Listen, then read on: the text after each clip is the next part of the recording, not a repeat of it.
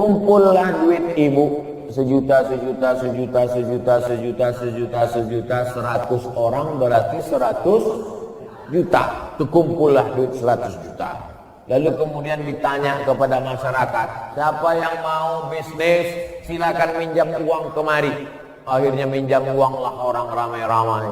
Minjam 10 juta bayar 12, minjam 100 bayar 120, minjam 20 bayar 24. Bunganya selama setahun dikumpul, dibagi kepada seluruh bunga dari simpanan wajib.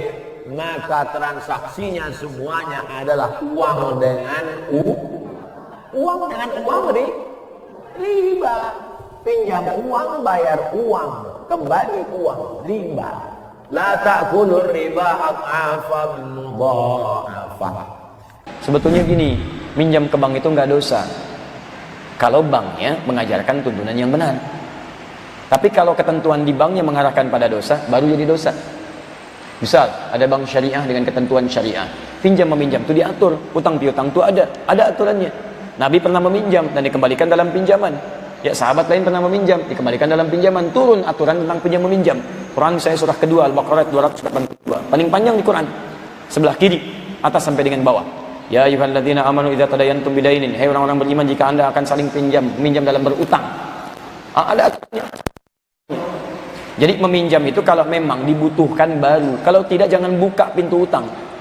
Jadi kita membantu mengutangkan pada orang lain. Waktu kita pemilik piutang ya. Nah di sini dalam Islam kita nggak boleh ambil keuntungan. Tapi dia juga investasi. Tidak boleh ambil keuntungan. Ya, maksudnya jadi, kayak gimana Pak Ustadz? Misal saya pinjamin ke dokter uang 10 juta. Saya nggak boleh bilang dok kembaliin 11 juta ya. Oh, kan sama aja. Tadi juga sama aja. Beda. Di situ memang ada produk. Di sini nggak ada produk. Di sini murni sebenarnya saya sedang membantu. Dokter mau pakai untuk kebutuhan pribadi atau bisnis, pokoknya kalau sudah akadnya utang piutang, kalau dalam Islam nggak boleh ngambil keuntungan. Di sini murni dia berhubungan dengan urusan akhirat nih, untuk mencari pahala. Barang kiai ini diterang. Dados bank duit negara mbah, nggih duit negara. Jumlahnya miliaran triliunan. Niku sing saged utang tiang-tiang juga, terutama Cina-Cina niku. Lah niku nak jenengan haramno ngangge bunga, berarti nyaure lawaran lho, mbah negara ora untung. Enak ngoten benten. Mergo dekne eman, ora Cina enak-enak entuk utang kok ora bayar. Bah. Dadi kowe nak ngarapno bunga nemen-nemen ya nguntungno Cina, mergo tukang utang bank ora mbok wajibno bayar bunga. Mikir lho, hukum kok nguntungno napa? Cina. Berarti benten gede, benten Pak. Sekarang itu masalah riba diperdebatkan karena ada nilai intrinsik, nilai normal yang rusak. Misalnya begini, kalau sering diskusi fikih misalnya begini, mbah nak riba itu haram total dengan makna bunga, itu ya repot. Masalahnya ada nilai bunga yang setara dengan nilai murni. Misalnya begini, tahun 70 jenengan diutang 1.000 rupiah. 2006 disaur 1.000 rupiah ya selangit mbek bumi. Tahun 70 wong iso ngutangi 1.000 rupiah iku adol pitik jago. Saiki 1.000 rupiah iku ora entuk pangane pitik jago.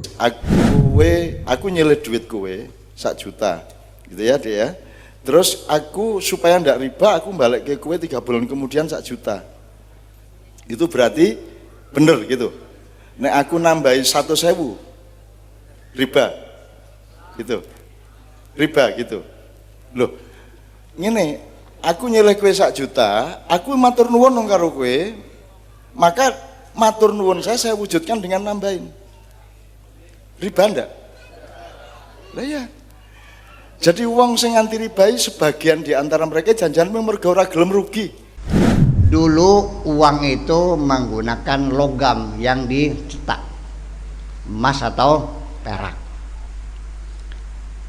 Dulu uang itu pakai logam, harganya stabil. Ya sampai kapanpun ya emas 10 gram. Ya kan begitu. Nah, sangat rasional sekali kalau dulu orang pinjam 10 dirham dikembalikannya 10 dirham. Berapa tahun pun ya 10 dirham karena emas. Nah, kalau sekarang karena uang itu memakai kertas, surat keterangan jaminan, bahwa nilai sekian gram ada disimpan di kami dalam bank. Kita pakai kertas. Akibatnya di sini akan mengalami inflasi. Harganya susut. Kalau utang 100 juta dikembalikan 100 juta selama 3 tahun, ada kerugian nggak yang punya uang? Nah, mungkin nggak pinjam tanpa bunga? Nggak mungkin. Mungkin haramnya karena bank sistemnya konvensional. Utang 1.000, nyaur 1.100. Kemungkinan halalnya bisa jadi tambahan itu enggak karena akad. Ya karena kelaziman dan karena undang-undang, karena aturan pemerintah dan berlaku internasional. Sehingga transaksi apa enggak, pokok pinjam otomatis ya begitu. Apa aturan pemerintah itu termasuk akad? Nah itu masih diperselisihkan. Dan kalau dikategorikan aturan itu enggak termasuk akad, aturan pemerintah, maka tambahan sekian persen itu enggak termasuk riba. Bunga dan riba itu berbeda. Apa bedanya? Bahwa kalau bunga itu sama-sama menguntungkan atau paling tidak merugikan, tidak memeras. Tapi kalau riba itu memeras, ada potensi menzalimi, ada potensi menghilangkan tolong menolong. Tetapi kalau koperasi yang selama ini disebut simpan pinjam, saya cenderung jika bunga, jika laba itu tidak sampai menimbulkan keberatan bagi yang pinjam,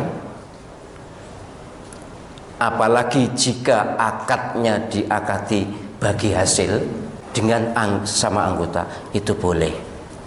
Kalaupun tidak diniati bagi hasil, asal bunga itu tidak berlebihan, tidak memberatkan, maka namanya bunga. Tetapi kalau nilai pertambahannya mengiringi fluktuasi inflasi atau naik turunnya inflasi, itu bukan riba, itulah bunga. Bunga itu jangan sampai yang punya uang, nyimpan uang di bank atau di koperasi ndak untuk opo-opo, sementara yang pinjam malah kemudian pinjam lalu digunakan untuk dagang malah untuk opo-opo. Itu kan namanya justru yang punya uang rugi. Maka la tazlimuna wa la tuzlamun. Di Quran di ayat tentang riba itu ada ditutup dengan la tazlimuna wa la tuzlamun. Jangan terjadi pemerasan dan jangan ada yang diperas, jangan ada yang zalim, jangan ada yang dizalimi. Kalau terjadi kezaliman, terjadi pemerasan, itu riba. Tapi walaupun nilainya kecil, tidak terjadi pemerasan, juga tidak berlipat ganda, tapi bukan lembaga, tapi perorangan, itu riba juga. Saya dipinjami Pak Rahman misalnya uang 1 juta, kemudian Pak Rahman nanti kembalikan 1 juta 10.000, kan ringan sekali. Tapi kalau perorangan itu riba. Mengapa? Karena menghilangkan ta'awun, tolong menolong. Wa ta'awanu 'alal birri wat taqwa wa la ta'awanu 'alal itsmi wal 'udwan, bahwa prinsipnya kita itu jangan sampai menghilangkan tolong menolong. Tapi kalau koperasi itu justru menolong, membantu banyak pihak. Kalau tanpa bunga sama sekali, nanti koperasinya bangkrut, tidak bisa bertahan, tidak bisa bermanfaat. Maka harus ada bunga dan bukan riba.